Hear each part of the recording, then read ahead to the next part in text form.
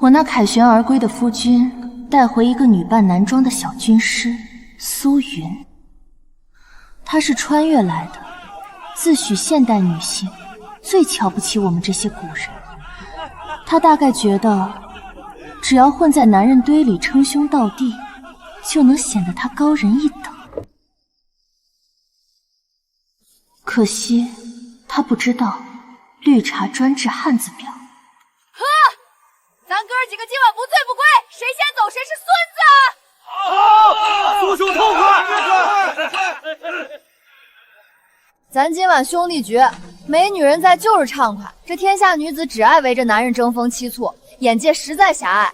说好啊，没你爹我同意，谁也不许偷摸找相好，省得你们这些蠢货被女妖精骗了去。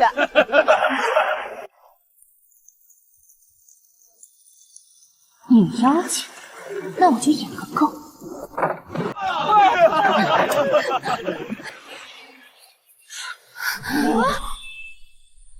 夫君，打雷了，我好怕。怎么不穿鞋袜？等会儿着凉了，我陪你回房睡。你干嘛去？你小子重色轻友，见了媳妇儿忘了爹，还当不当我们是兄弟了？苏云，将军还要陪嫂子，我们陪你喝。对对对，喝到天亮，喝到姑奶奶你满意。哼！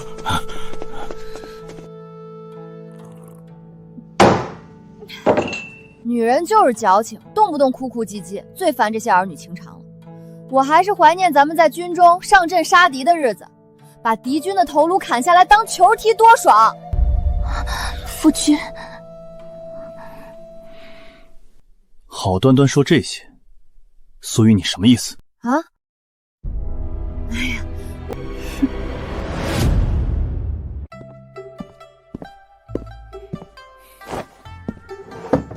嫂嫂最是善解人意，这杯杨某替苏云干了赔礼。苏云，你学着点儿，改改你这粗鲁的性子，小心日后无人上你相府提亲。谁要成亲？我对你们这些臭男人不感兴趣，我只喜欢香香的美娇娘。若如其他女子般被困在四方大院里，日日洗手做羹汤，我还不如死了算了。我只关心家国大事。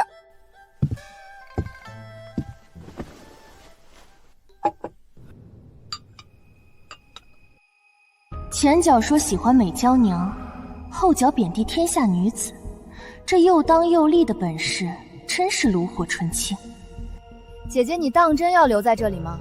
我们喝酒时少不了谈些国家大事，都是些男人的话题，无聊得很。若你听不懂直说也无妨。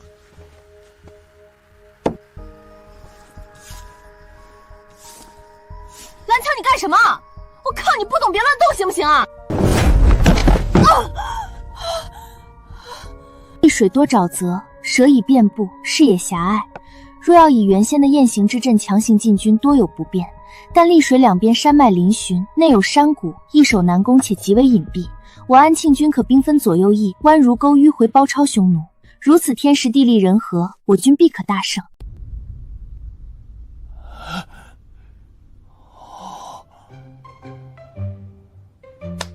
苏军师，你看我下的对吗？夫君，我困了，回房吧。好。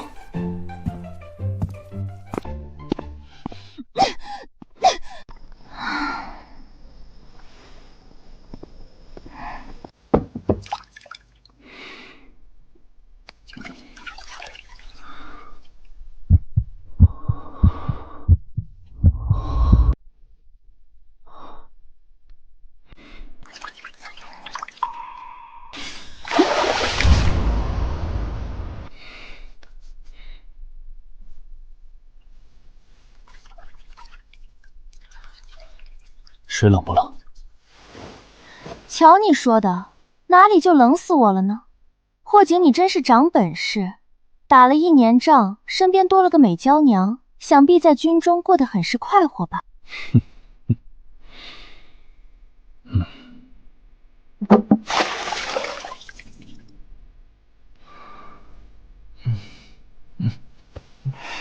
且看，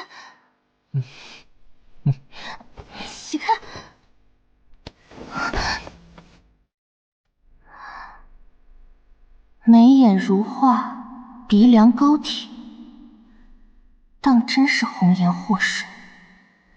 此次北抗匈奴有6支军队，苏瑜乃其中一军的军师，与我并无干系。班师回朝那日，才有人来禀报说她乃相府庶女，也不知她使了何种手段，与杨昭他们为伍。今晚忽的就上门了，一看就不安好心。夫人，你要保护我。瞧，我在宫门口给你带的桂花糕，香甜得很，尝一口。不吃，我不饿。可是我饿了。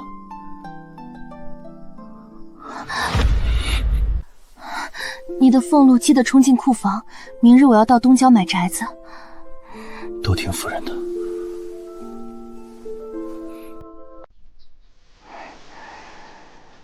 夫人醒了，后厨炖好的补品，温热正好，我喂你。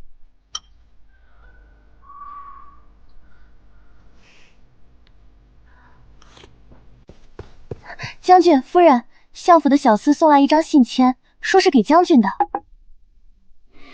那妾上带了点女子身上的脂粉味，不知不觉间多了丝起迷。又来了又来了，自称兄弟搞暧昧的死汉子茶。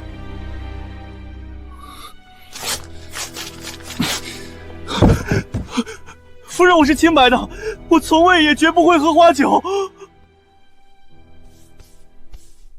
走，陪我看花灯去。遵命，夫人。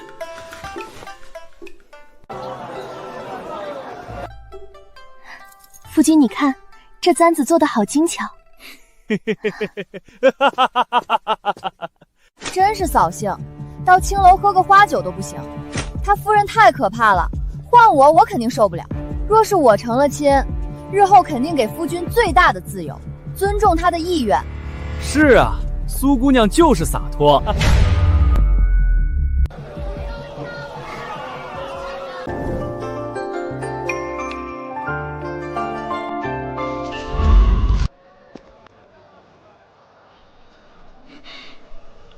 夫君莫恼，那么快撕破脸就不好玩了。而且我好久没斗过蛐蛐了。霍景，嫂子，这么巧啊？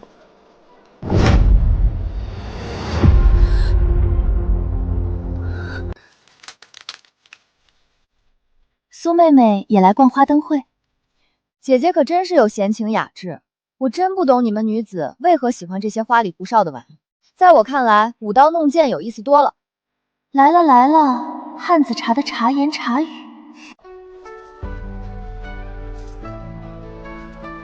人间风月，妹妹自是不懂。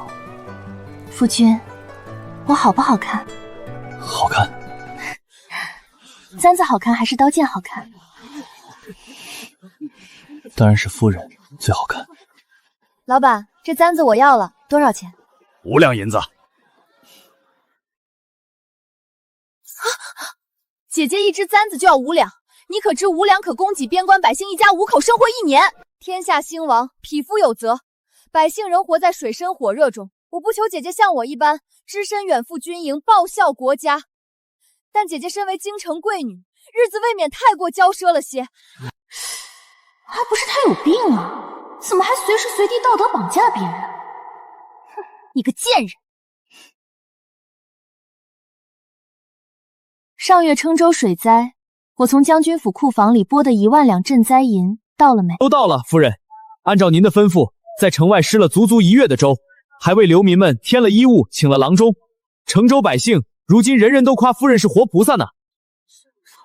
将军夫人做了此等好事，却从不外扬，当真是个不慕名利的妙人啊！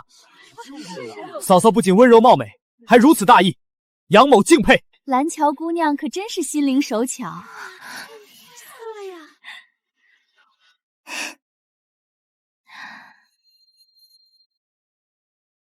这下簪子可以还我了吧？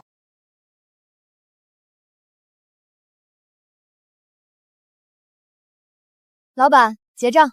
哎呦，夫人客气了，这簪子就当小人送给夫人，也算小人沾沾夫人的福气了，哪里还能收钱呢？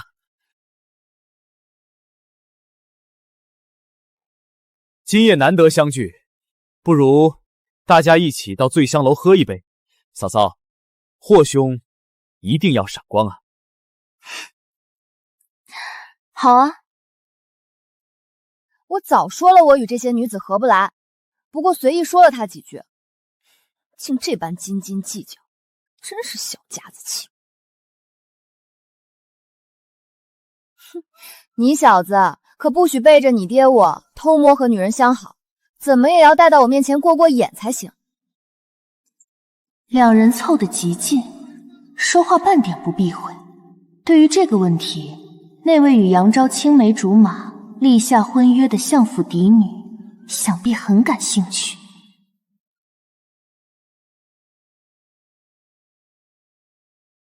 把这儿的招牌菜都上一遍。我买5两的发簪，他唠唠叨叨那么多，这上千两的奢宴他倒无妨，真是可笑。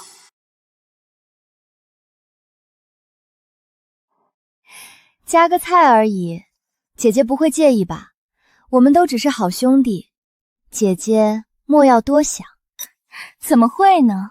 我还要谢谢妹妹才是。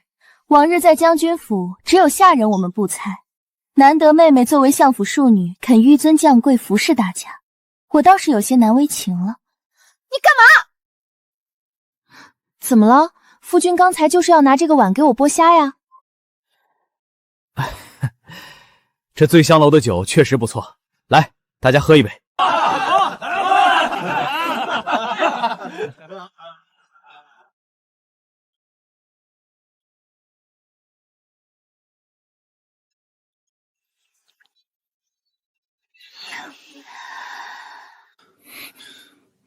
你为何拿我酒杯？爹，我都不嫌弃你，你还嫌弃起我来了？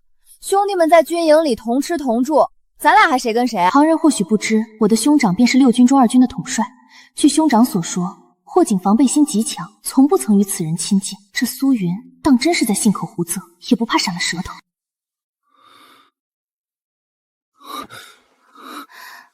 夫人，你说句话呀，这杯子都脏了，我不想要了。霍景，你今日为了陪妻子，丢下我们这群出生入死的兄弟们，是不是太不够意思了？既然大家都在，就罚你3杯。苏云说的对，不喝就是不给兄弟们面子，大家说是不是啊？对，喝就好了。哎，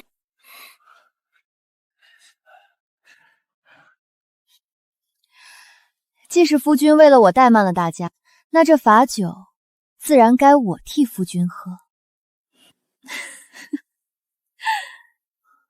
姐姐，你行吗？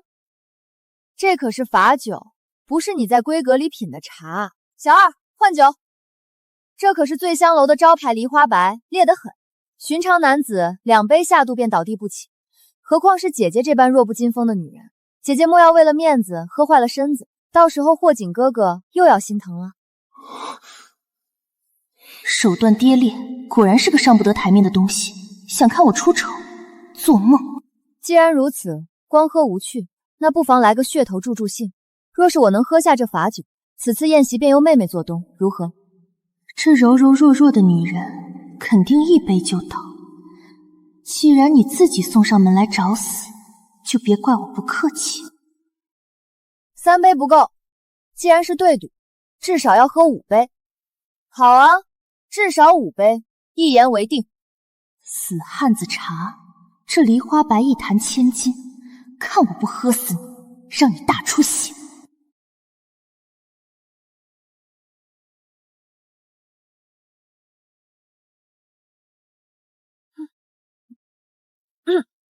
哎呀，这酒好呛！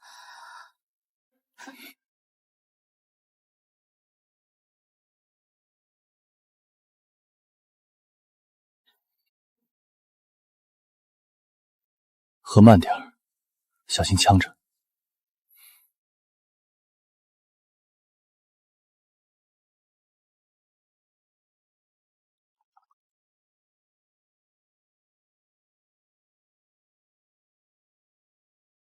嫂嫂好酒量，真是女中豪杰。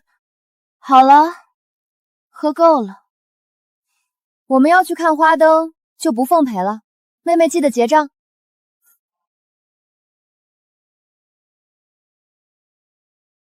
客官，您这桌共计5000两银子。什么？5000两？客官，您这边上等座茶水费100两，喝了2坛我们店家亲手酿的梨花白，1坛1000两。这边还点了招牌八宝鸭与至尊鹅，都得了当今圣上的妙赞，贵自然有贵的道理，总计5000两。先记账。本店不予记账，但店家吩咐，蓝小姐的好友皆是贵客，允许赊账。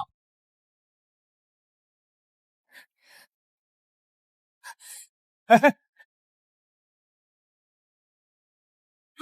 苏姑娘，小二，把这些好的吃食送到东巷，给那里的乞儿。小的这就去办。先撩者贱，这次姑且让他损失点钱财，再有下次，我就不客气了。太好玩了！你是没看到走的时候那苏韵的脸比锅底灰还黑呢。夫人开心就好。夫君，你今年求了什么？和往年一样，与蓝桥琴瑟和谐愿百年。夫人你呢？和往年一样，天天发大财。小财迷。今日我这醉香楼得了笔5000两的大生意，走，我请你吃绿豆糕，随便吃。夫人最好了。蓝桥，你今日这身长褂可真是娇俏，多谢姐姐夸奖。妹妹，你头上的点翠金步摇，瞧着好稀奇，我好喜欢。这是南岳斋新上的首饰，你若喜欢，我差人给你府上送上一只。那怎么好意思？那我明日请你去吃醉香楼吃芙蓉糕。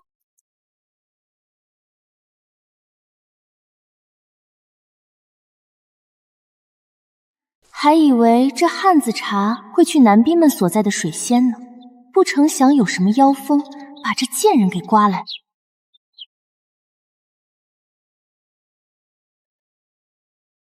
我还是不习惯你们这些女子富于风雅的无聊活动。哦，想来去年我与霍锦在边关看雪看星星，还从诗词歌赋聊到人生哲学，真是肉麻死了。信他的鬼话！妹妹，匈奴与我军交战，安庆军又于孟冬大捷班师回朝。你们于夏秋之际驻守边关，好似无雪可赏。蓝桥，你不用这么防着我，我没兴趣和你雌竞。雌竞？我和你们这些只知道宅斗的女人不一样，我是翱翔的凤，而且我要是真想和霍锦有什么，你觉得你拦得住吗？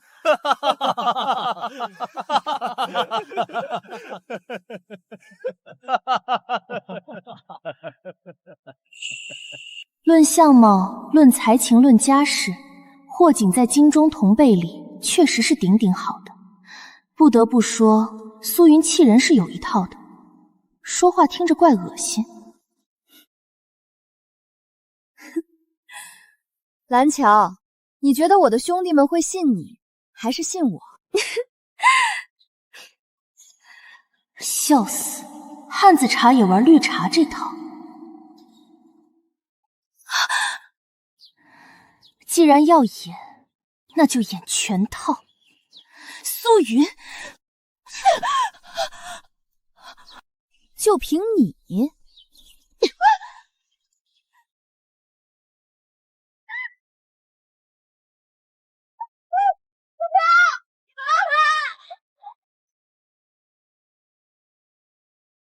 蓝桥，你好威武！不对，此时要喊救命。对，救命啊！蓝桥落水了！救蓝桥！蓝桥！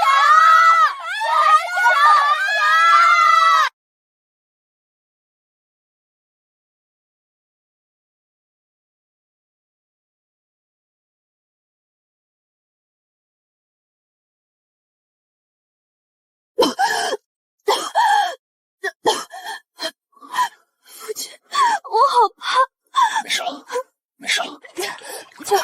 救救我！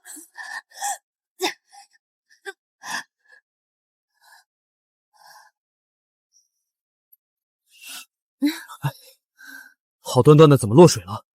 没事儿，别小瞧你爹我，就是吵了几句，不知道为何姐姐妹妹们就是不喜欢我。看来我真和这些女人玩不来，只是没想到蓝桥会误会我和霍锦。没事啦，就是推了我几下。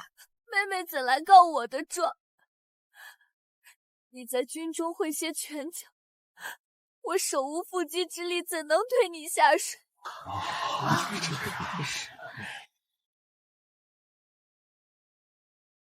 嫂嫂，你未免想得太龌龊。我们都当苏云是知己好友，她与阿锦并无私情，莫非有什么误会？苏云她心无城府，仗义严严，不像一般小女子那般想得多。对啊，与苏云相识多日，还不曾见她哭过呢。嫂嫂，要不你给苏云道个歉，此事就算过了。你别扶我了，免得那些女子又觉得我勾引人。我都说了，你们压根儿没把我当女的看，他们偏不信。看谁敢！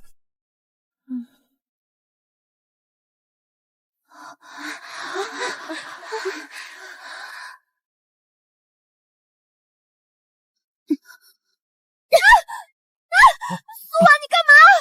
婉儿，你怎么在这里？这是我相府家事，还望小庶子莫要插手。觊觎别人的相公，你和你娘一样下贱。苏云，你怎么下贱都和我没关系，但你未出阁便当众与男子拉拉扯扯，若是污了相府的名声，我有10000种方法弄死你，你信不信？放开我！放开我！婉儿，你怎么了？是不是蓝桥与你乱说了些什么？你莫要相信，我与苏云并非你想的那样，我只当他是好兄弟，并无拉拉扯扯。我堂堂相府嫡女，还轮不到你教训。回府后，我会随父亲大人上门取消你我2人婚约。杨昭，你并非我良配。杨昭，日后你我不再是兄弟，还请你莫要再带着苏云打扰我夫人了。霍景，你也被这个女人蛊惑。苏云说的果然没错，我看蓝桥这个女人就不是什么好东西。自从你娶了她，就闹得我们兄弟不和。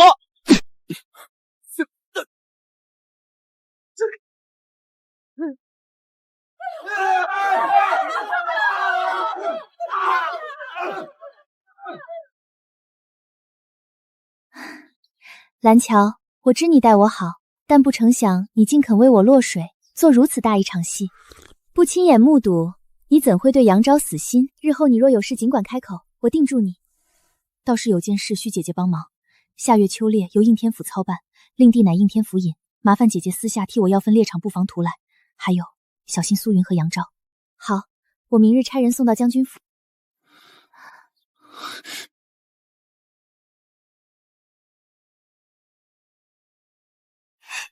夫君，我今日可是办成了件大事。这京城的天要变了。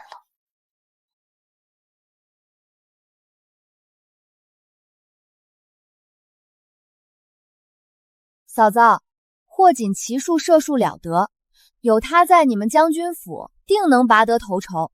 他要是只顾自己为猎，对嫂嫂照顾不周，你就告诉我，我帮嫂嫂教训他。这汉子茶上次落水，脑子也进水了。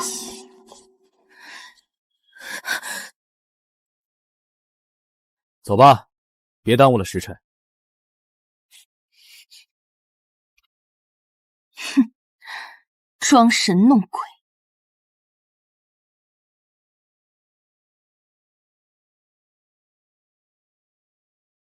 小心！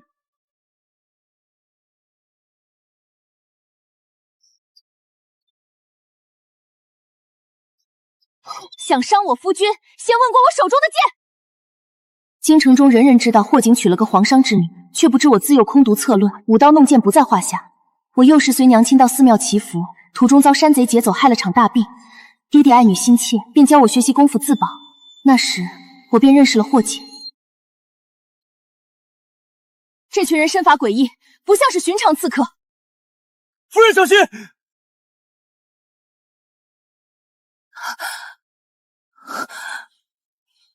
夫君。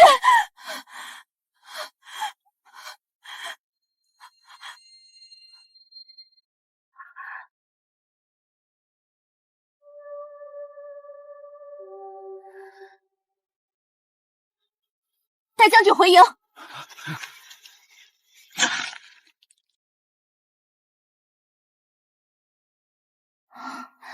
剑口上竟淬了无色无味的剧毒。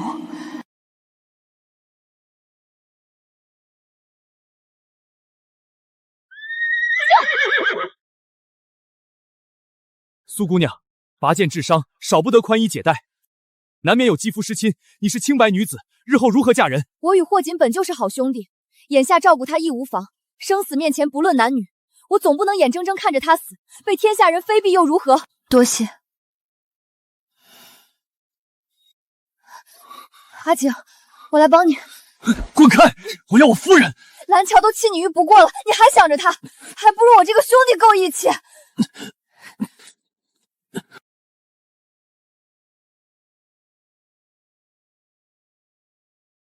滚！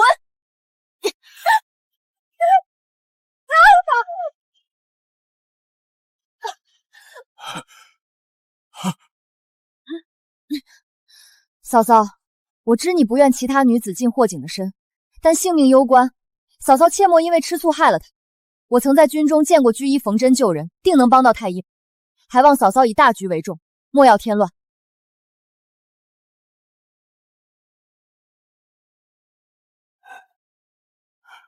都是些麻醉、止血、解毒的草药，夫人莫非精通医术？略知一二。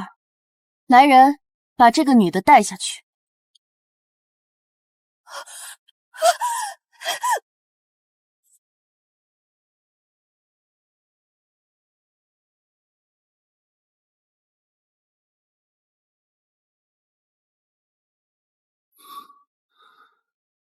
夫人，你怎么才来？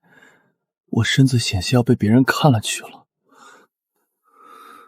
乖，先别说话了，省点力气。那剑上的毒罕见，色黑而味重，乃是西域曼陀罗与蛇毒混合，在中原少有流传。太医的解毒散无用，解药我来亲自配制。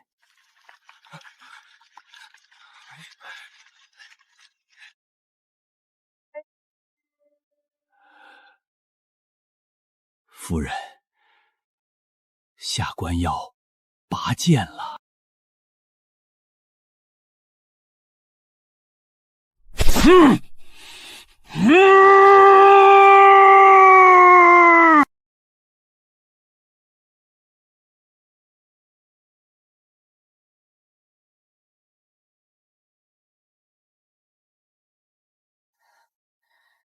立刻去按我的方子熬药，若有差池，唯你们试问。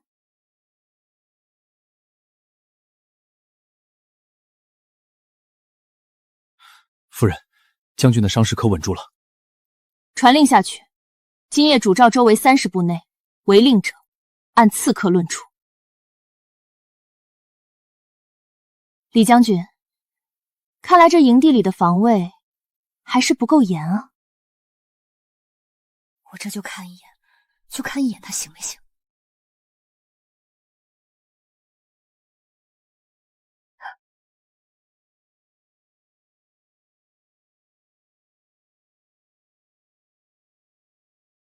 大半夜不睡觉，鬼鬼祟祟在主帅帐外窥探，不管是人是鬼，都得长点教训。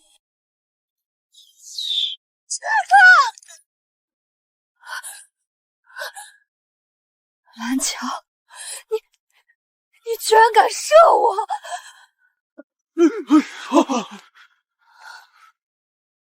再敢有下次不懂规矩的乱闯，我的箭就不会只射偏在胳膊上了。蓝桥，你疯了吗？苏云射伤我夫君，物证我已提交大理寺。若你现在不带他滚，那下一箭我射的就是他的脑袋了。你，苏云这一箭要射的人本是我，只是那时霍锦替我挡了下来，误伤了心上人后，他过于慌乱，以至于将自己的发带落在现场。而且秋烈为了区分猎物，每人用的箭都不同，而穿云箭就是苏云的箭。苏云想杀我是真，但杀我用自己的穿云箭，苏云查是查，但还不至于那么傻。蓝桥。所以苏云，你又是替谁做了嫁衣呢？你要的人抓到了，你我之间不必客气。但你是如何得知今日有刺客？多谢苏姐姐。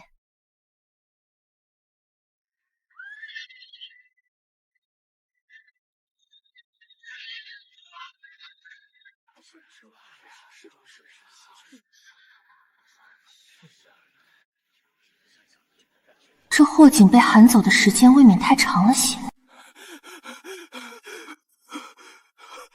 夫人大事不妙，将军在偏厅被人下药了。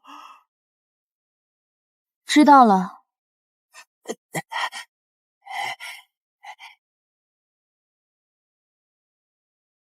快马加鞭出宫。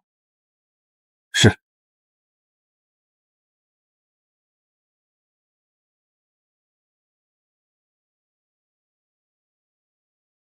霍锦让我帮你好不好？你就只当是一场露水惊冤，我不会害你的。想死还是滚！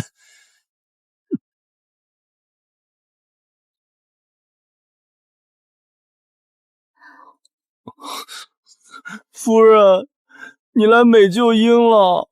夫人，乖，我还有事要忙。来人，给将军提几桶冷水。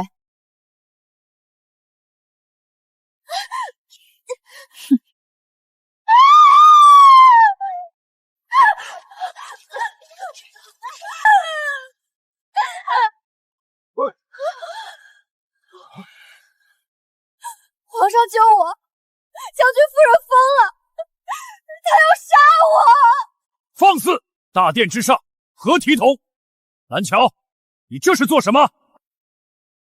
回禀圣上，臣妇是在为您清理这宫闱中的阿杂之物。此女趁我夫君酒醉，竟在偏殿点燃禁香，意图染指朝廷命官，甚至还要反咬一口。不是的，是霍锦。霍将军他喝醉了，是他强行拉我进偏殿的。我是为了保全名节才挣扎呼救，嫂嫂你不能因为嫉妒就血口喷人啊！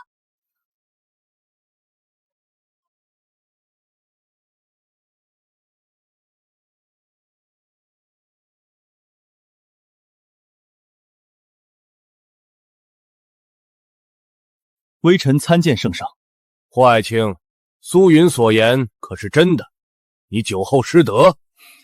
若非微臣定力尚可，早已成了这贱人的裙下之臣。微臣虽中迷药，但宁愿自伤也不愿碰他分毫。圣上空口无凭，这是臣妇从偏殿搜出的合欢香残渣，以及夫君未喝完的酒壶，请太医当场验看。回禀圣上，酒中确有强效迷药，而这香族中的香料乃是西域宫廷禁用的媚药一叶春，药性极烈，寻常男子嗅之极乱。我不知道，那香不是我点的，肯定是有人陷害我。臣女作证，宴席中途，臣女因更衣路过偏殿，亲眼看见庶妹苏云偷偷潜入，手中拿的正是紫色香料。臣女当时以为只是寻常熏香，并未在意，不想竟酿成大错。大胆苏云，竟敢在朕的宫宴上行此秽乱之事，还意图诬陷功臣！来人，将此女拖下去，杖毙！不要杀我！世子救我！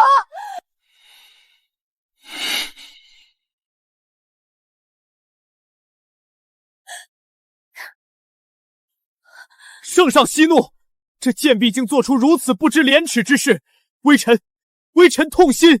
但念在苏云是老丞相遗孤的份上，虽一时糊涂铸成大错，也是因对霍将军痴情太深，走火入魔。求圣上开恩，饶他一命，微臣愿将其带回严加管教，终生禁足。好一个痴情太深，不仅保了苏云的命，还替他洗白成了恋爱脑。杨照，你的狐狸尾巴藏不住了。死罪可免，活罪难逃。既然世子求情，那便削去苏云一切封号，贬为庶民，杖责50，即刻流放岭南，永世不得回京。切主隆恩。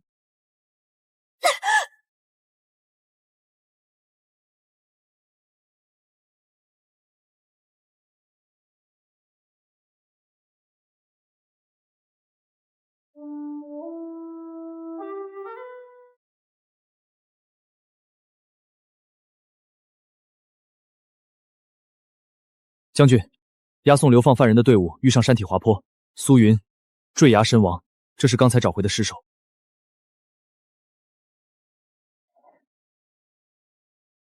未免死得太巧了些。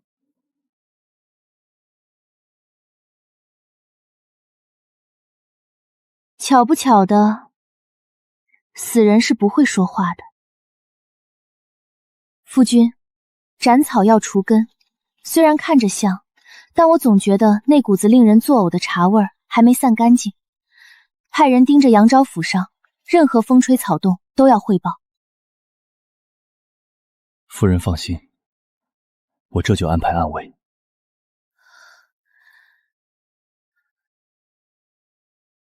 从今日起，世上就再无苏云。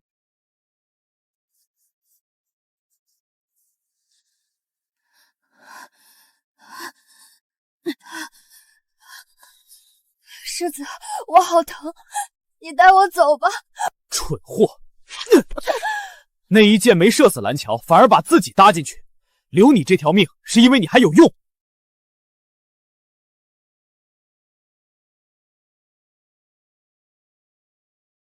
独一，他的脸已经毁了名声，我要你给他换一张脸。世子放心，刮骨换皮，虽然痛如凌迟，但保证能让他脱胎换骨，变成世间最妖艳的尤物。刮骨？不，我不要！想活命，想报仇，就忍着。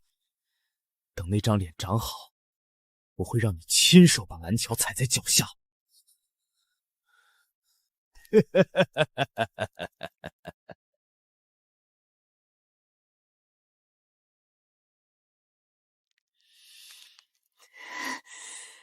蓝桥，我要你不得好死！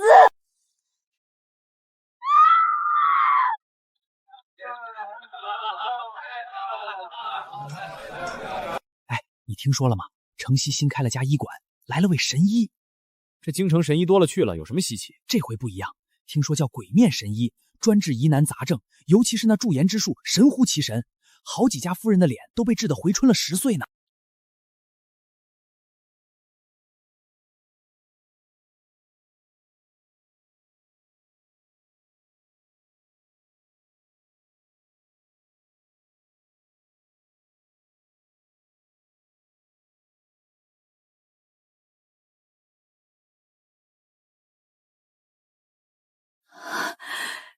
神医真是活菩萨，我不但脸上的斑没了，连皱纹都平了。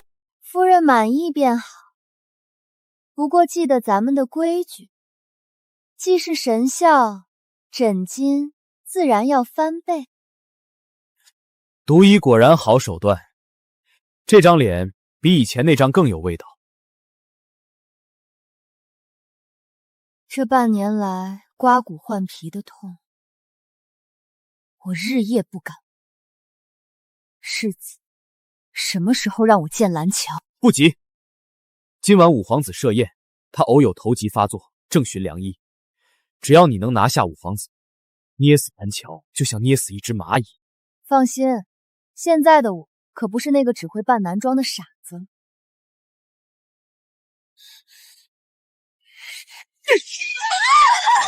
滚！跳的什么东西？本王的头更痛了。殿下息怒，微臣从西域寻来一位的神医圣女，不仅医术了得，更善胡旋舞，或许能解殿下烦扰。哦，宣。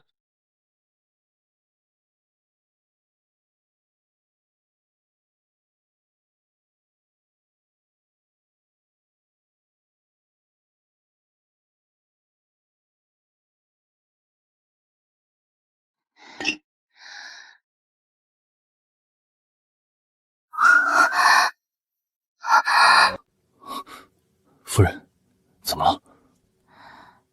没什么，只是觉得这圣女有些眼熟。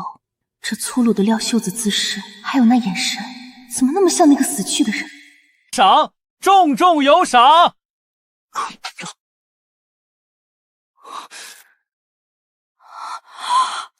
君，夫君！哎呀，霍将军这是旧疾复发，看着黑血，怕是半年前秋猎时的余毒未清啊！世子好眼力，将军乃国之栋梁，不可耽误。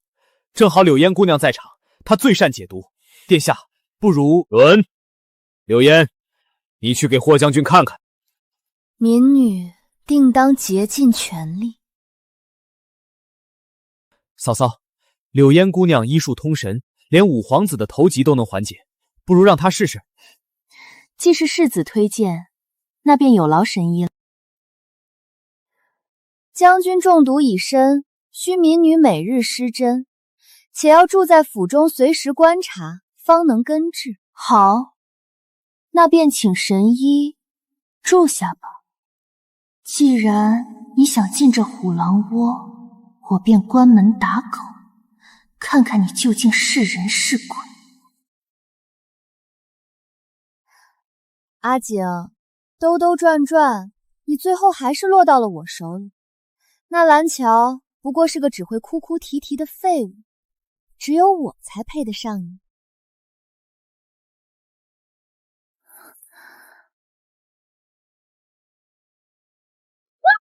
哎呀，神医这是在做什么？这种贴身伺候的粗活儿，怎么能劳烦神医亲自动手呢？我在为将军施针，需寻穴位，闲杂人等出去。神医说的对，施针是个力气活儿。来人，这几位是宫里退下来的搓澡嬷嬷，手劲儿大，正好帮神医按住将军，免得他乱动扎错了穴。神医姑娘，您请扎，老婆子我盯着呢，保准连只苍蝇都飞不到将军身上。蓝桥，我们要阴阳调和之法。阴阳调和，懂。张嬷嬷，把那2只大公鸡抱进来，给屋里添添阳气。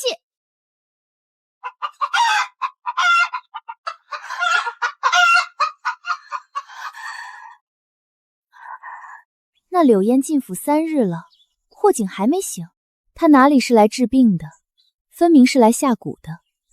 我查过他的药渣，里面加了大量的曼陀罗和罂粟，只能让人昏睡成瘾，根本解不了毒。那为何还不揭穿他？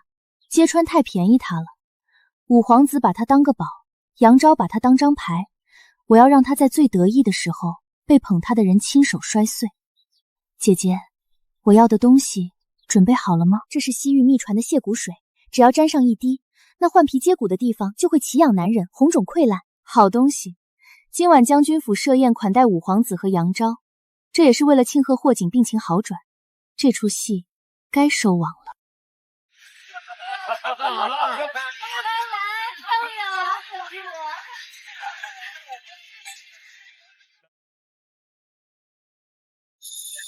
听说霍将军在柳神医的医治下已能进食。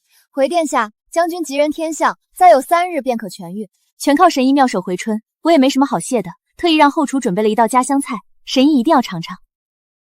我不饿。哎呀，神医别客气，这是刚出锅的炸鸡配啤酒。听闻神医虽是西域来的，但口味颇为独特。这道菜可是当初苏家妹妹最爱吃的呢。我不懂夫人在说什么，我不吃油腻之物。是不吃还是不敢吃？神医这双拿筷子的手，怎么小拇指总是翘着？这习惯倒是和死去的苏姑娘一模一样。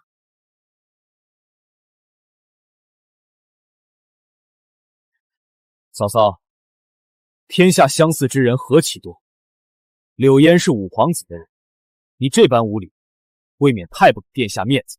世子言重了，我只是觉得神医太过亲切，想认个干姐妹罢了。来人，给神医倒茶。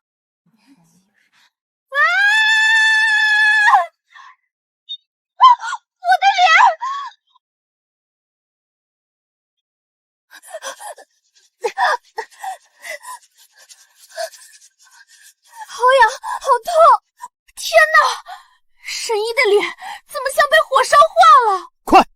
神医下去。蓝桥，你个贱人，你敢毁我的容，我要杀了你！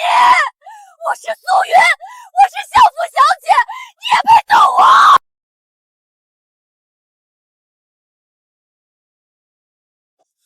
苏云，那个因为通奸未遂被流放早就该死了的罪人杨昭，你竟敢拿个死囚来欺骗本王！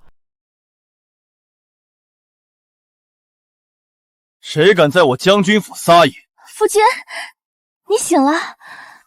托世子的福，所谓的神医给我下的毒，都被我夫人换成了补药。我这一觉睡得甚好。误会，霍将军，这是误会。苏云诈死欺君，杨教窝藏侵犯，甚至意图谋害朝廷命官。吴殿下，这难道也是误会？好个杨昭，竟敢把本王当猴耍！来人，把这妖女和杨昭给本王拿下，交给大理寺严审。杨昭，你救我，是你让我回来的，你说你会帮我报仇的。不，休要胡言乱语！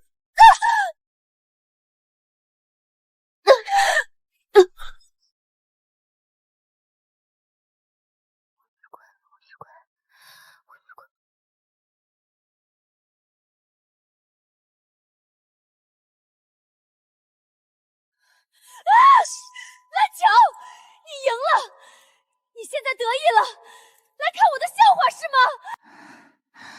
我从未想过要赢你，是你自己一步步把自己作死的。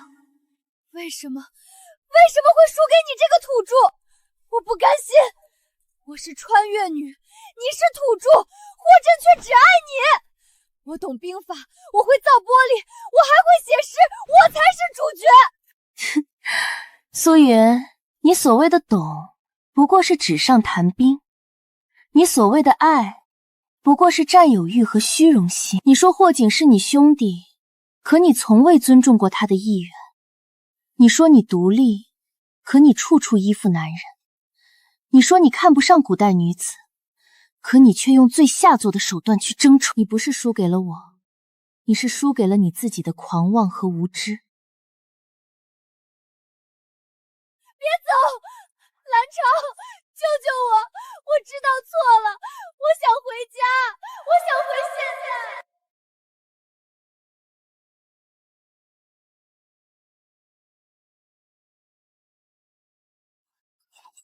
听说了吗？这曾经不可一世的杨世子被削爵流放了。何止啊！听说那个叫苏云的女犯人昨天在狱里发了疯，自己撞墙了，连五皇子都因此事被圣上禁足了。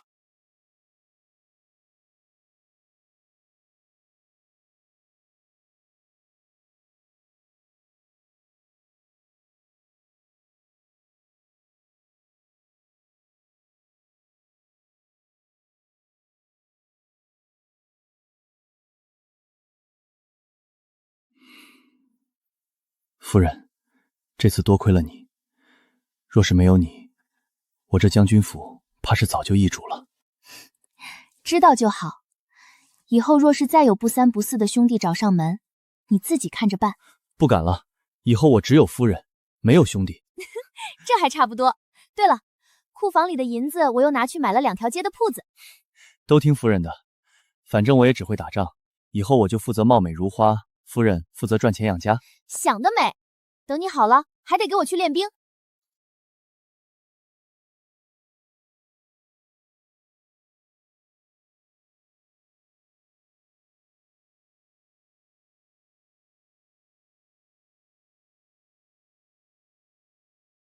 苏云那个蠢货虽然死了，但也算死得其所，至少让我看清了霍锦如今是只没牙的老虎。殿下英明，如今霍锦大病初愈，身体正是虚弱之时，正是我们要找的最佳时机。趁他病要他命，只要除掉霍锦这个手握重兵的绊脚石，这朝堂之上便无人敢违逆本王。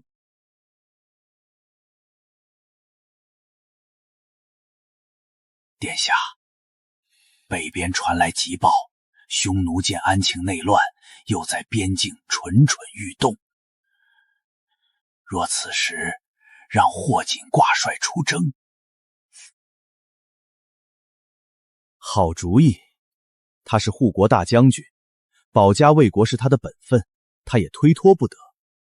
嘿嘿，战场上刀剑无眼，况且这几千里路途遥远，粮草辎重最是关键。若是臣在粮草运输上稍稍延误几日，或者掺些砂石煤米，做得干净点，让他死在战场上，那就是为国捐躯的英雄。本王届时还得给他追封个谥号，让他风光大葬呢。微臣遵命，定让霍景有去无回。不对劲，最近京城的粮价涨得有些蹊跷，明明还没到灾年，陈米的价格竟然翻了1倍，而且各大粮仓都在悄悄囤货，似乎在刻意控制市面上的流通量。军中也有些不太平，兵部借着我养病的名义，换了好几个我看好的实干校尉，顶上来的全是些只会纸上谈兵，甚至连马都骑不稳的世家子弟。你们感觉没错，我爹在朝堂上听到风声，圣上身体抱恙，已多日未上朝。如今五皇子监国，他这是要拿兵权开刀了。兵马未动，粮草先行，他们这是想把你的后路断了，让你带着一支饿肚子的军队去送死。只要我霍锦在一天，就不允许匈奴踏进安庆半步，即便朝堂险恶，我也必须去。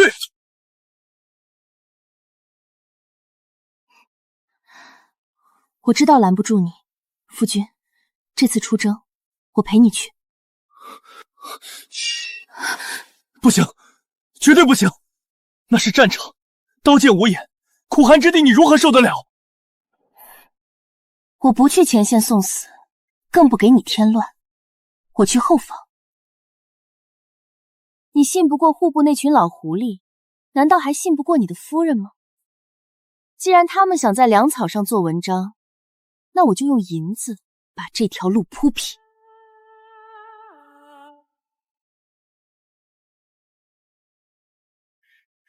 霍将军，此去北征路途遥远，凶险万边，将军带病出征，实在令本王感动，定要扬我国威，凯旋而归啊！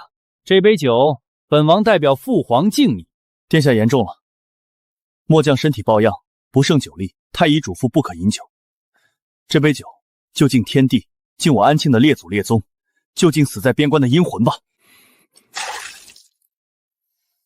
将军果然谨慎，只是这10万大军的粮草由户部统筹，不知将军是否放心？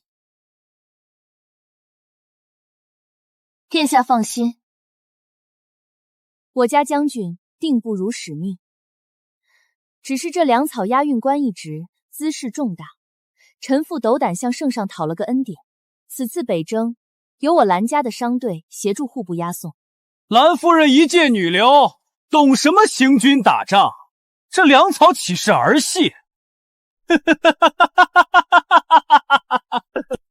殿下说笑了，如今国库空虚，这第一批10万担粮草以及随军的棉衣药材，皆是臣父自掏腰包捐赠给朝廷的。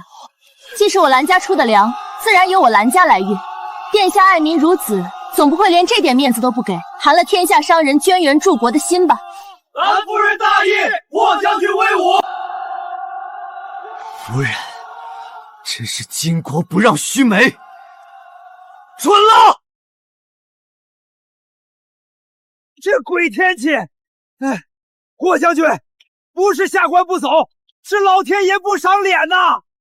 雨下的这样大，这粮车年久失修，轴承都断了好几根，实在是走不动了呀！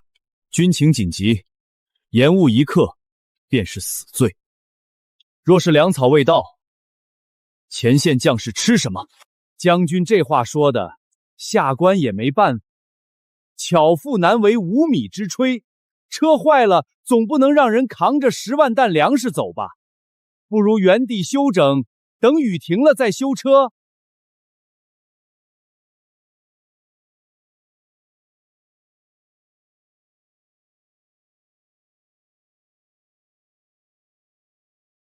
年久失修的断口应该是参差不齐的腐木，可这车轴断口平整光滑，分明是被人刚刚用锯子锯断的。夫人莫要含血喷人，这就是意外。你不懂这些粗活。就算是被锯断的又如何？如今车坏了事实，我看就是女人随军带来了晦气，害得咱们兄弟在这淋雨挨饿。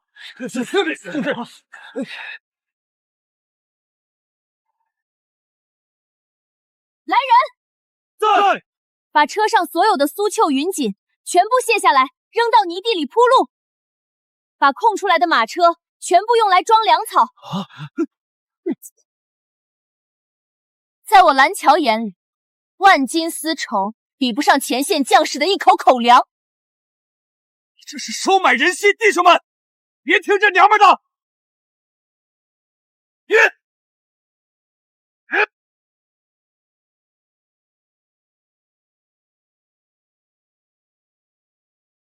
乱我军心者，杀；毁我粮草者，斩。夫人有令，换车装粮，全速前进。换车，急行军！大清的守军都是软脚虾，那霍景病得快死了，弟兄们，冲过去，踏平他们的关隘！金银财宝全是我们的！放！埋伏，中计了！撤，快撤！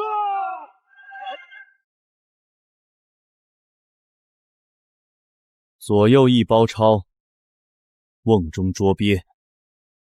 夫君，别声张，不能让将士们看出我不行。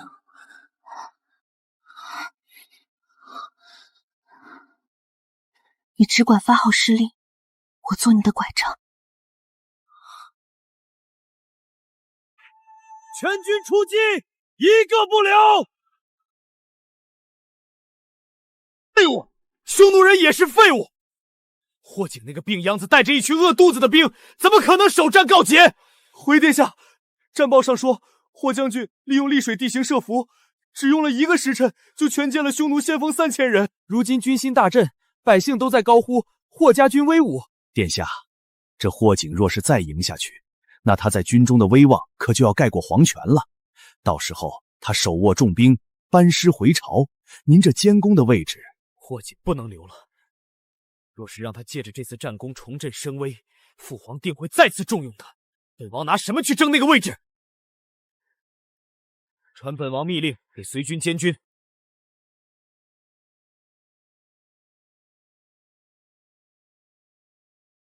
霍景啊霍景，你若输了是死罪，若赢了更是死路一条。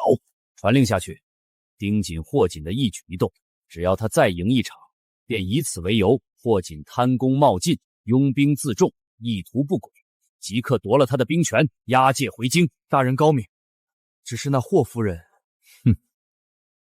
一介妇人，没了霍景手中的剑，他那些银子不过是待宰的肥羊罢了。户部的补给终于到了，听说是京城运来的精米，今儿个咱能吃顿饱饭了。好，终于不用喝稀粥了，开袋！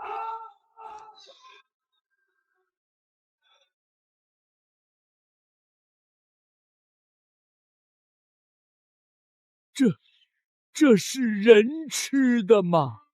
这连猪食都不如啊！我们在前线拼命，朝廷就给我们吃这个，上面这是想让我们死啊！这仗还怎么打？不打了，回家！吵什么吵啊！如今国库空虚，能有口吃的就不错了。这米虽然看着糙了点儿，西西也是能吃的嘛。你们这些大头兵还真当自己是娇生惯养的少爷？你都住手！怎么回事？将军，您看啊，这米全是霉的，里面还有半袋子沙石，兄弟们实在咽不下去呀。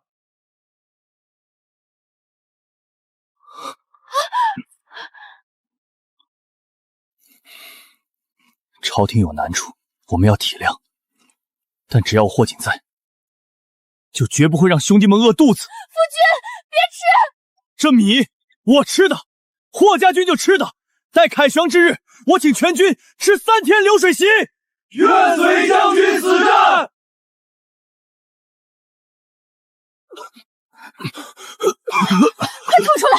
你疯了吗？吃这些会要了你的命！军心不能散，若我不吃，今日必生哗变。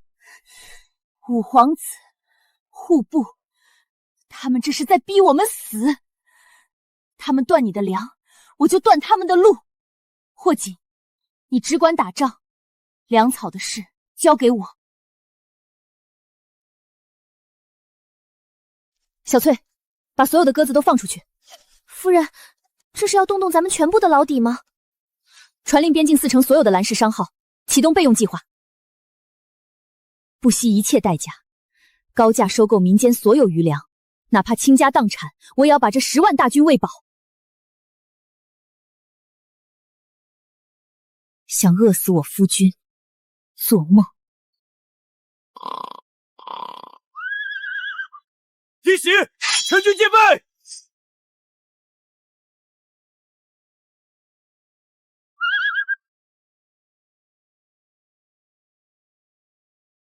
蓝氏商行奉命送粮，愣着干什么？叫弟兄们起来吃饭，管够！东家，这已经是城里所有的存面了，再高价收，咱们这几年的利润可就全赔进去了。赔？若是仗打输了，匈奴入关，咱们的银子也是替他人做嫁衣。传我令去，不管哪家粮铺出3倍价格收，告诉全城百姓，连夜生火做饭，一个馒头换10文钱，现银结账。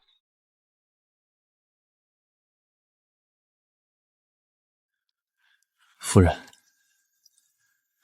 这一夜耗费巨万，夫君别急着感动，这粥可不是白喝的。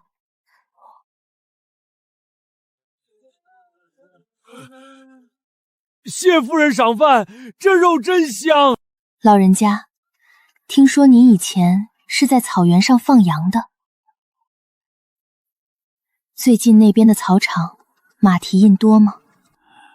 夫人是个明白人，昨儿个夜里北坡那边有动静，不像羊叫，像是铁蹄包了布，闷闷的，大概2000人往黑风口去了。多谢，再给老人家盛碗肉汤，带个饼路上吃。黑风口，他们想断后路。根据情报，匈奴大概有2000人往黑风口去了，而匈奴人粮草屯于后方龙城。若能烧其粮仓，匈奴大军不战自溃。但通往龙城的必经之路，是这片鬼见愁沼泽。将军，那是片死地啊！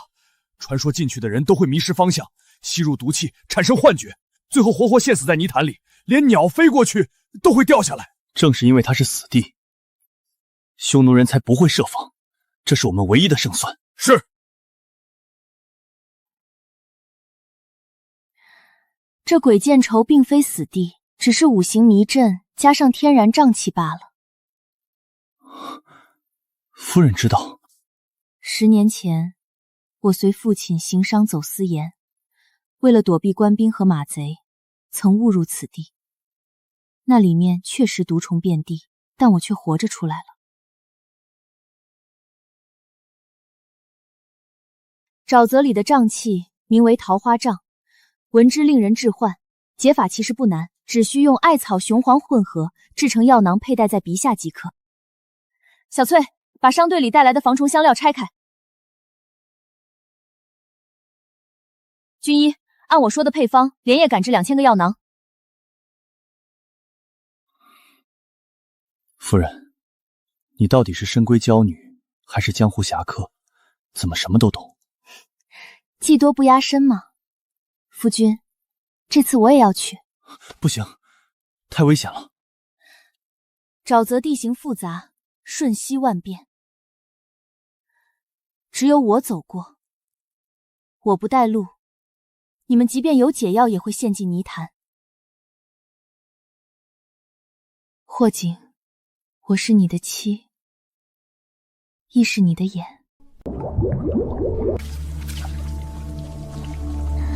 所有人听令，踩着前人的脚印走，不可偏离半步。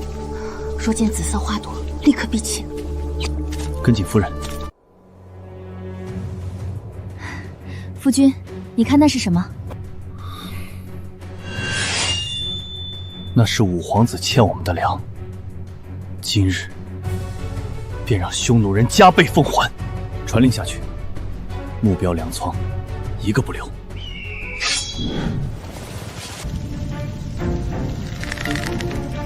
烧！给我把这里烧成白地！后方粮仓被烧了！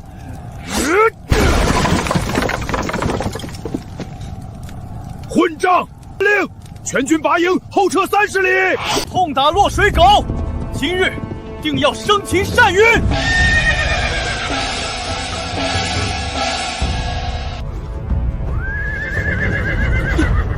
为何鸣金？敌军已溃，你这是贻误战机！哼，本官有临机专断之权。霍景，你想抗旨吗？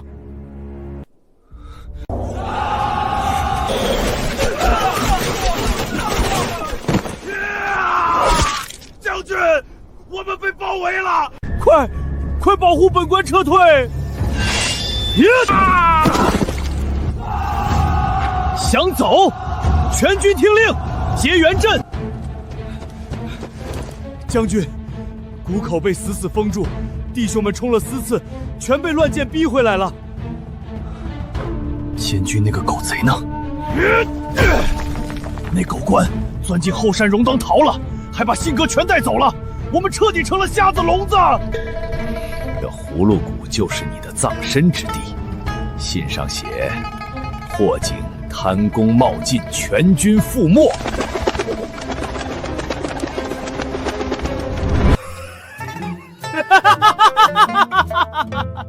好，死得好！这块最硬的半小时终于除了。殿下，霍景虽死，但他贪功冒进的罪名必须钉死，绝不能让他成了烈士。立刻拟本王手谕，霍景违抗军令，冒进误国，罪无可恕。传令御林军，即刻查抄护国大将军府，男女老少一律打入死牢。将军，这是弟兄们从石缝里抠出来最后一碗水了，您喝吧。给重伤员，我还能扛。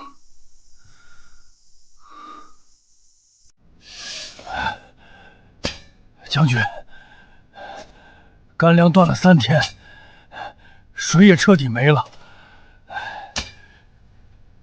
弟兄们开始杀马了。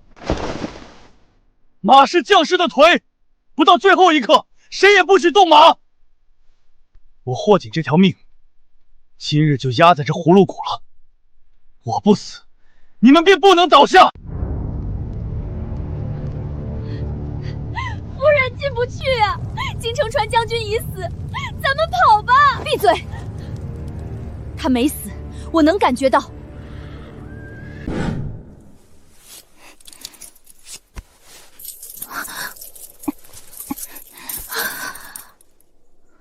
把商队剩下的现银全部提出来，不够，就去城里把那几家铺子全抵押了。安庆的贵夫人，你胆子很大，单于要霍景的命，你却想买一条生路。大单于要的是名，而你要的是利。这些财宝足够你回到草原买下万头牛羊，成为最大的部落。我不需要你反戈，我只需要今晚3更，你巡逻的防区出现一个半时辰的疏忽。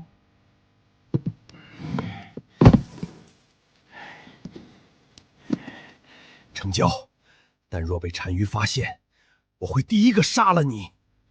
那也得看你有没有命拿这些银子。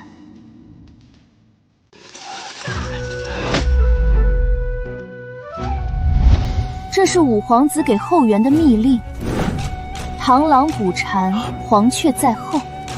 五皇子就是那只黄雀。若是单于大军被包了饺子，你这满帐篷的财宝，最后会姓赵还是姓匈奴？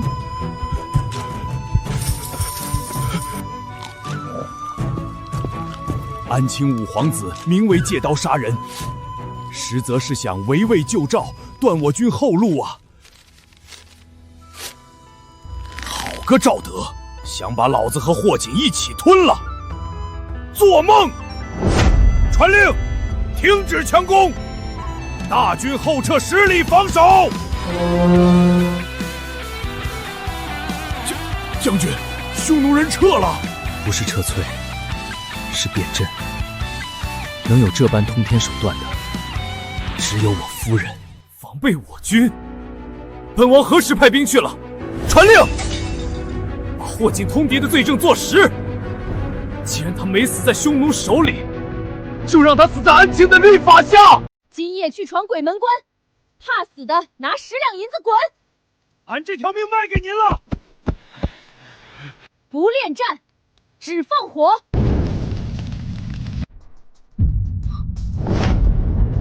将军，狼烟，援军到了。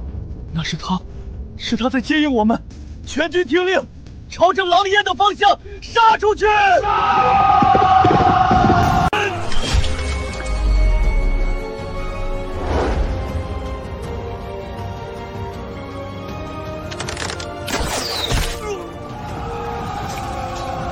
蓝桥，夫君。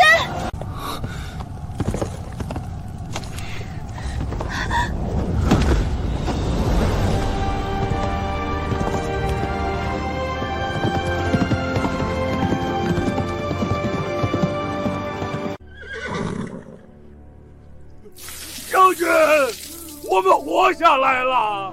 敬死去的兄弟，赵德，这笔账我活着回来跟你算了。没死？怎么可能没死？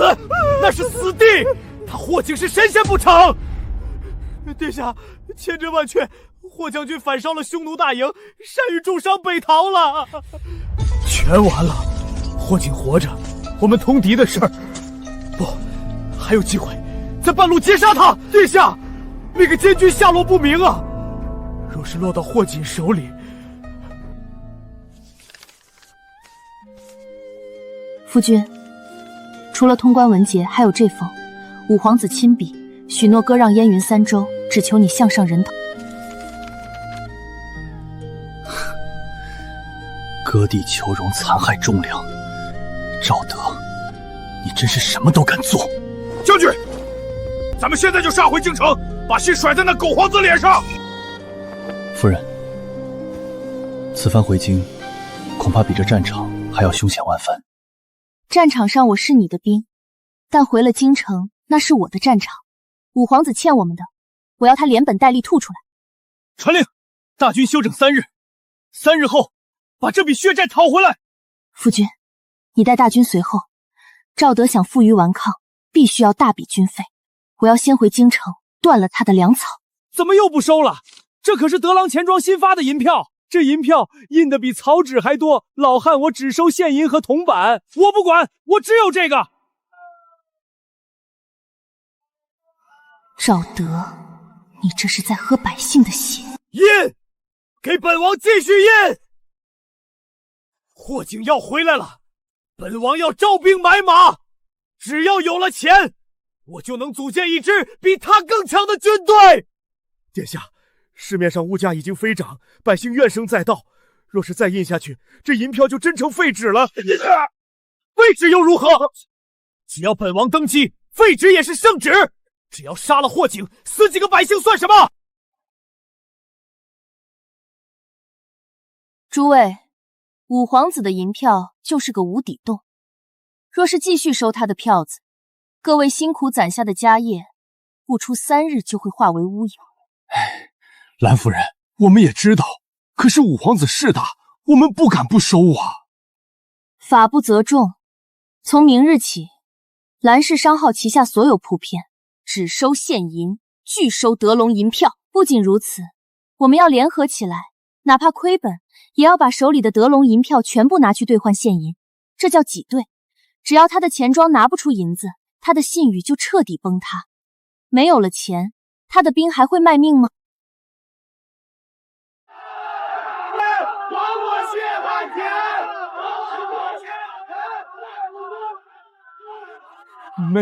没银子了。赵德，你的军费没了，我看你拿什么跟霍景斗？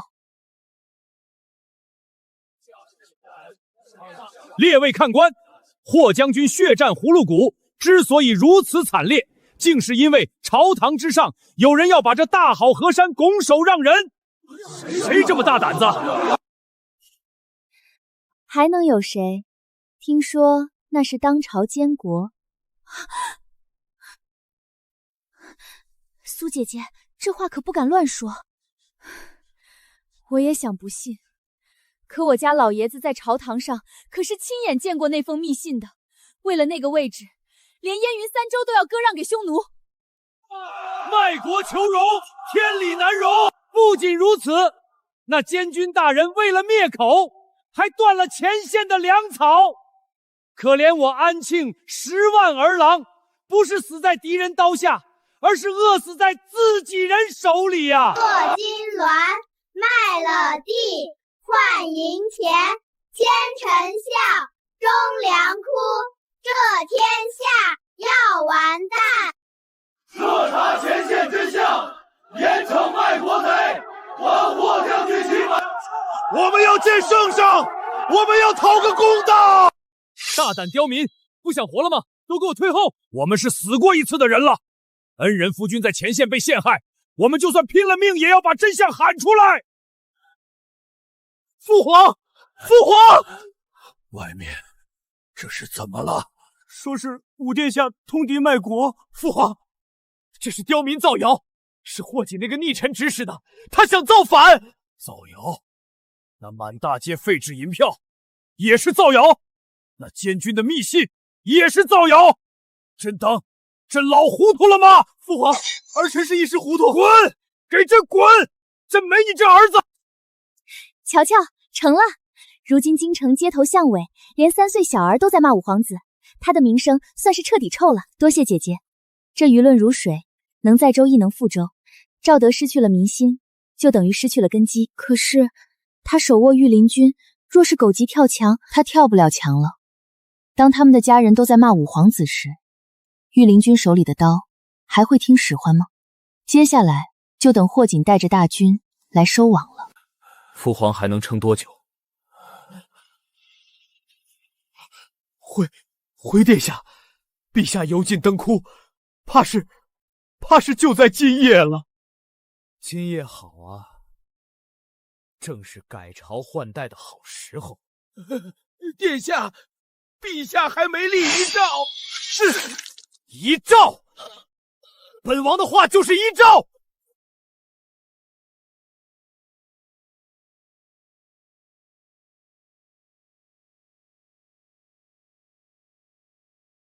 那些刁民不是骂本王卖国吗？那些文官不是要弹劾本王吗？本王这就让他们闭嘴！殿下，3000御林军已集结完毕。哈哈哈哈哈！传本王不，传陛下口谕：护国大将军霍锦拥兵自重，通敌叛国，意图谋反。即刻起，京城9门落锁，全城戒严，以清君侧之名，捉拿霍景同党。殿下，那朝中反对的大臣，顺我者昌，逆我者亡。先把苏丞相那个老顽固给我抓起来！全城戒严，庇护提纲，擅自上街者杀无赦！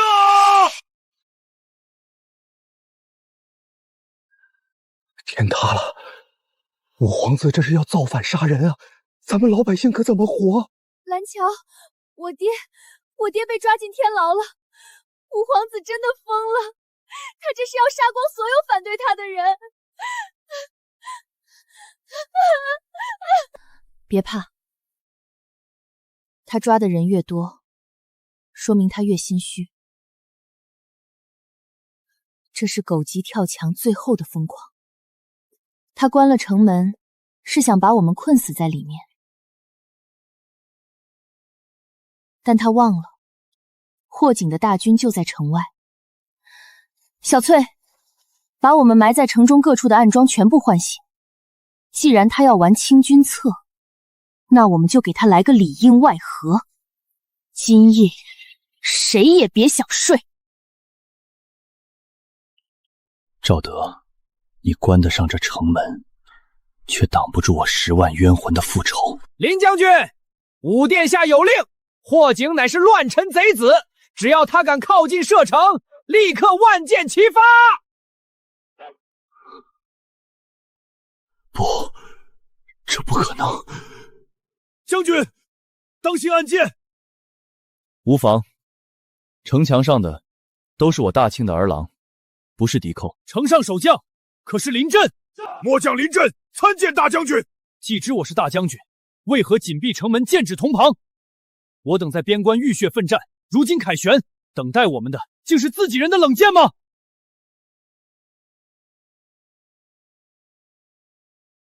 看看那是谁要把燕云3州割让给匈奴，看看那是不是五皇子的私印。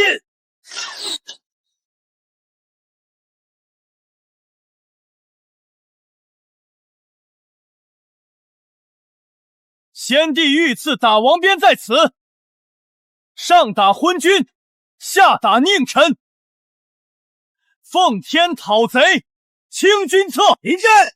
你若敢开城门，你一家老小全都要给武殿下陪葬。老子宁可断子绝孙，也绝不做卖国贼的走狗！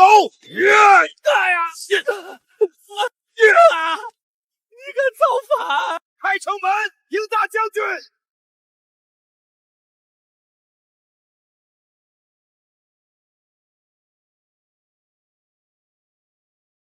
末将临阵，恭迎大将军回京。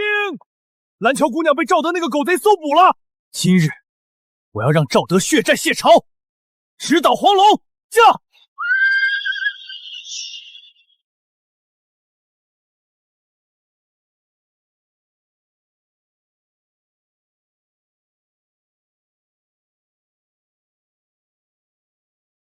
挡我者死！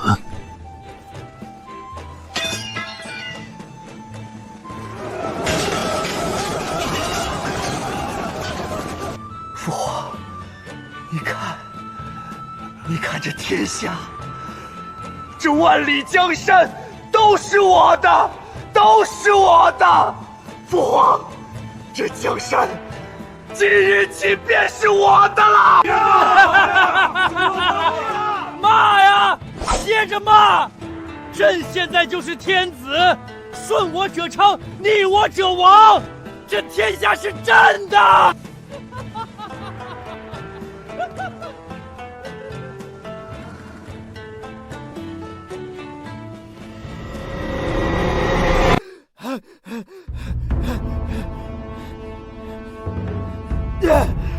这是朕的位置，朕是皇帝，谁也不能抢走。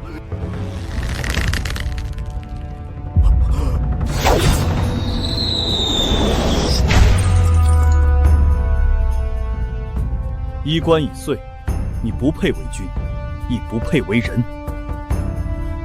义子赵德，废为庶人，终身圈禁，死后不得入皇陵。不，老六，这江山交给你了，善待百姓。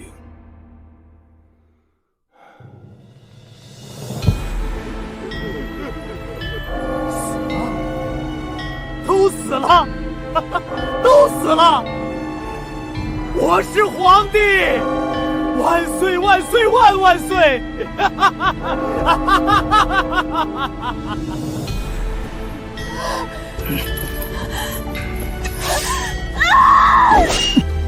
死太便宜了，去大牢的黑暗中互相折磨度过余生吧。臣霍景参见吾皇。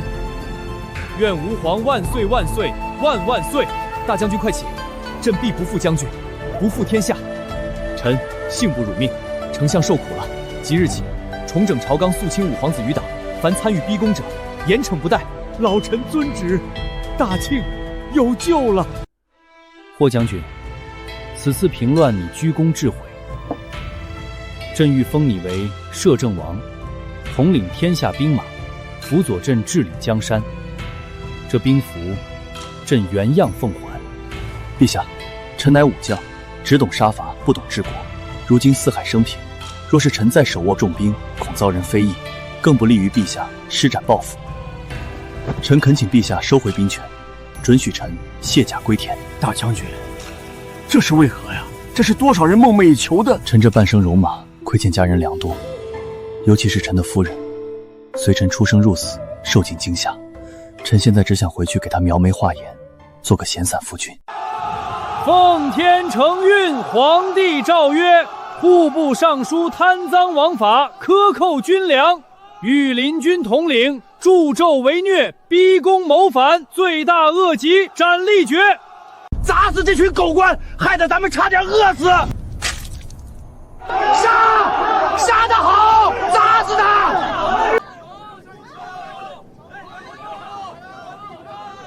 斩！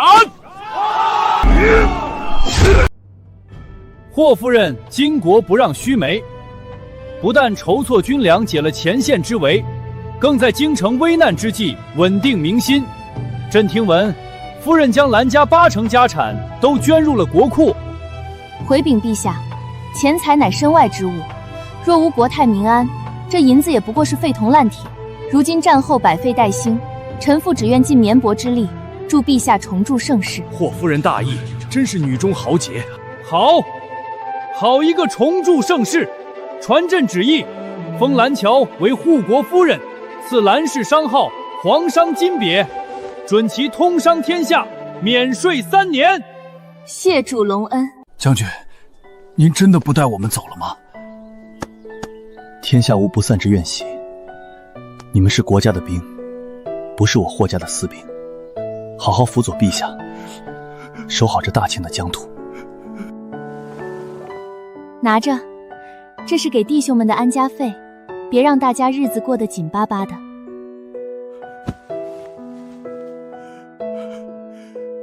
谢将军，谢夫人。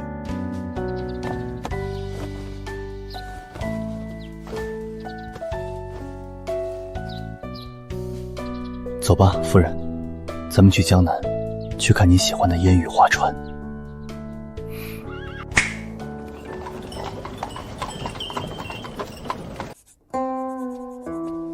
苏上宫，皇后娘娘请您过去商议即将到来的春耕大典事宜。知道了。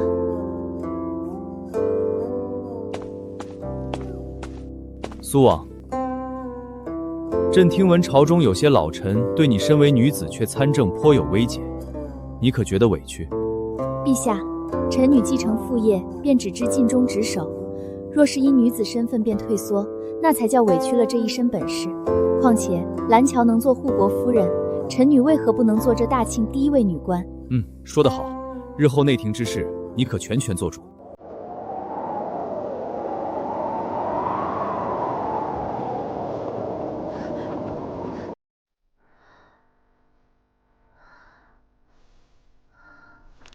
口红，我要涂口红。今天的妆容是纯欲风，家人们，把小心心点起来！我是女主，我是女主啊！我不想斗了，蓝巧，你赢了。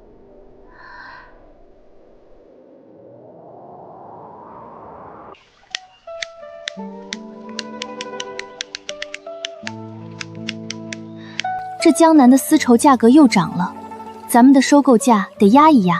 夫人，先别算了，尝尝这葡萄，刚从藤上摘下来的，甜得很。确实甜。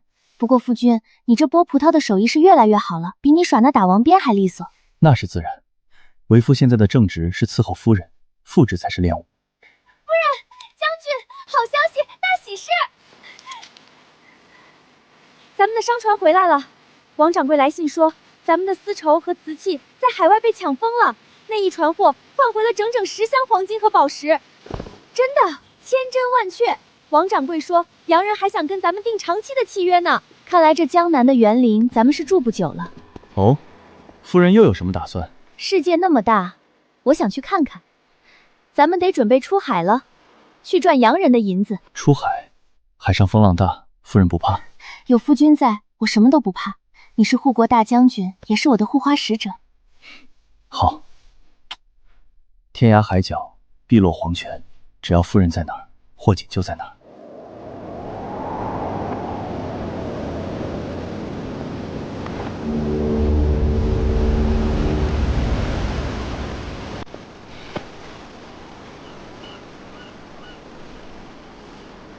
霍锦，你后悔放弃权势跟我来这里吗？若无蓝桥，这万里江山与我何干？有你在，便是岁月静好。